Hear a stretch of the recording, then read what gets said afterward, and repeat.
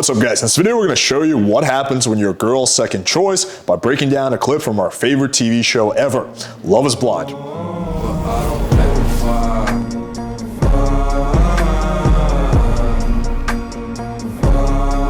Alright, so if you didn't watch our first video on Love is Blind, I recommend you check it out. It's going to give you a little bit more context, right? And you can see the video here. But the long and short of it is basically it's a TV show where you have to decide who you're going to marry without seeing them. Seems like a great idea, right? And basically you just talk to them, and then, you know, when you have a connection with a person and you say, oh, I want to marry you, oh, cool, and then you finally get to see the person. So what happened is there was this fuckboy named Barnett, and there was a simpy guy named Mark, and there was a chick named Jessica. And so Jessica really liked this guy Barnett, and she also liked Mark to some extent, and then Barnett decided not to go with her. He went with a hotter chick. So Jessica said, you know, whatever, fuck you, Barnett. I didn't want you anyway. And then she goes with Mark. And so her and Mark wind up going to the next phase of the experiment of the TV show. So now they've all met, they've all seen each other, and Jessica and Mark are planning on getting married, and Barnett is with a different girl who is, you know, I think by most people's accounts a little bit hotter.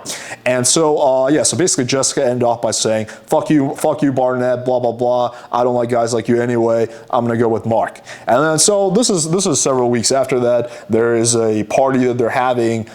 This is, again, right before Jessica and Mark are getting married, but they're already engaged at this point. There's a party. Everyone gets together, and then this happens. Was very passionate about that connection. And I thought, oh, this must be it. Happy birthday. Thanks. So this is Jessica and Barnett. And again, Barnett is the fuckboy. I'm really glad that I got this. It's the only thing I cared about. Dude, what is it? IPA? IPA. No, that's perfect. That's so good. But I love IPAs. So good. We're like right next door to it too. We're right next door. What's your It's like across the apartment? street. What's your apartment? What? What's your apartment? We're 2 floors up. So every time y'all are on the balcony, I don't know if you're ever on the balcony, but I can look down and like spit on you. I keep being naked in front of the window, and I'm like, oh, I forget I'm living in an apartment now. Yeah, that's my problem too. My bad. My bad. Sorry guys. So again, this may seem like I'm overanalyzing, but when he says that, oh, we actually live close together, her first thought is of her being naked on the balcony. So that kind of tells you about her state of mind, is that that's something that she's thinking about, right? Because if she felt no attraction towards Barnett, why would she care? Like, she wouldn't even bring this up. She'd be like, oh, cool, yeah, we live next to each other. Always naked. So what's up? How are things? Things are okay. Things are okay. So yeah, so if someone asks your girlfriend how are things going, she's like, things are okay, things are not going okay. I'm not there. You know what I mean? Like, me and Mark are so dissimilar that it's like, yeah, I mean, we're 10 years apart. We're like... Different decades. It's different decades. Like, you name it. Like, we're different. And... Why did you say yes then?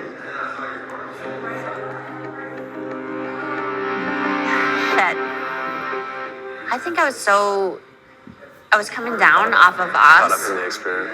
Yeah. There were 48 hours in the day. I thought about you for like 46 of those hours. Like, it was insane. So basically what she's saying, hey, I didn't get my first choice, so I went with my second choice. I was like, was so high on that, and then like, and you said no, I didn't feel the same way, and I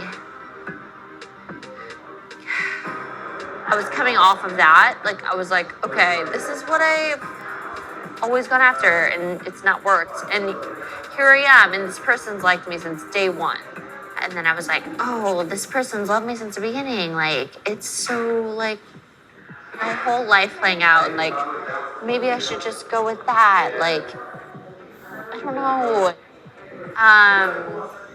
Sounds like it's meant to be. I know. Oh. Oh. Oh God. It's over there. After it closer a little bit. So how are you feeling about Amber? Is she everything you expected? She's actually, it's more than I expected, so, which is good. She definitely gets me out of my comfort zone. Like, You never struck me as the person that would go for Amber. And it's You told me that a weird couple to see it times. all come together. I'm like, You told me that a holy couple times. shit. we I both feel have like you past, guys so. are emotionally connected. Like, So here she's probing a little bit. She's trying to get a feel for how good their relationship is, right? Because she's not happy about her relationship and she wants to see, okay, is everyone else having the same issues with me? And also, is Barnett still interested in me? Now, I don't think this is conscious. I think this is subconscious, but she still wants her first choice. And this is what's we're getting to the crux of the theme here. That's what's problematic about being a girl's second choice, is because she's always going to be pining for her first choice. y'all are obviously like, physically and like, what I don't want is like for you to feel some sort of like physical, sexual thing that like, and then you're married and like 2 weeks down the road, you're like, fuck, like I don't. So what she's doing here, she's projecting. So all the insecurities and the issues that she's having, she's saying, I don't want you to have them. Like, that's like me, like talking to one of my friends who has a good head of hair and being like, dude, I'm just really worried about you losing hair, man. Like, I just really don't want you to start losing hair. It's like, dude, you're talking about yourself right now. Have things in common with this person on an intellectual level. Like, I want to make sure that y'all are there. I know it may seem like we're like always like on top of each other and stuff, but we're not. Oh, shenanigans. Where's... They're over there talking. Oh, that's Mark, by the way. That's the simpy guy. I do just want to revisit for like a minute, like the fact that like you were so confused 2 weeks ago. I want to make sure that you're doing what's right for you. So yeah, so she's basically, again, she's trying to probe and see, is there any cracks in the relationship? Because I still want to get my first choice. You I know, found someone who's gonna love me 100% no matter what. I think so too. Her whole life is you. That's it. Her whole life is you. I know. You deserve it. You do. Hey, nothing will ever break. Yeah, I like how Mark is sitting there. As a complete side note, if I was ever in a situation, well, first of all, I don't think I would ever even agree to be in a situation where my girlfriend's ex is there, unless there's like, absolutely it's done, and even then it'd be weird. But second of all, like if I was Mark, I would just come in there and be like, yo, what's going on? Like, I don't know, like just like, I'm not a big fan of this like cuck theme where you're just like a spectator and you're just letting your girlfriend flirt with a guy that she was used to be into, chances are is still very much into. The bond I you know. made. I know. Literally. We got a friendship. We do, and honestly, like, Oh, that's the chick that you can see. That's the chick that Barnett picked. You see her breasts are rather large. want the best for you. So, like, if anything ever comes up, you reach out to me. Yeah. Jessica probably had a little too much fun. I never felt like there was anything I had to worry about with my fiance, but if I felt like she stepped over the line one more time, I would break her face. I adore you. Bless her heart. Love you the most. I love you too. Does this really look like a girl who loves you? Yeah, no. What's going on? Nothing, baby. I know. I'm just happy. Yeah. Have a drink. Yeah. You know. What happened? Nothing.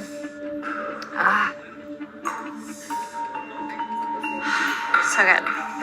Look how shaken up she is. And again, that's the issue, is that this conversation with Barnett had a very strong emotional impact on her, right? That means that she cares. So, you know, the ideal reaction from Mark's perspective is that she doesn't give a shit. To her, it's just like a random conversation, right? Because the fact that this conversation with her first choice had this strong of an emotional impact on her, again, means that she's still very much not over Barnett. And I guarantee you Barnett was like, you know what? Things are not working out well for me with my girl. Let's give this another shot. Jessica would hop on his dick. Well, figuratively, maybe even literally, right? So she would leave Mark in a heartbeat, right? So again, and that is the crux of the issue. That's why it's bad to be a girl's second choice, because if her first choice ever comes around and says, hey, you know, I'm willing to reconsider this, chances are she's going to go with that. And if she doesn't, she's going to have a lot of resentment towards you, because she's going to feel like, oh, I can't go with my first choice because I have a commitment with this guy who's not my first choice, he's my second choice. So yeah, if you're ever in a situation where, you know, a girl that you like is making you her second choice,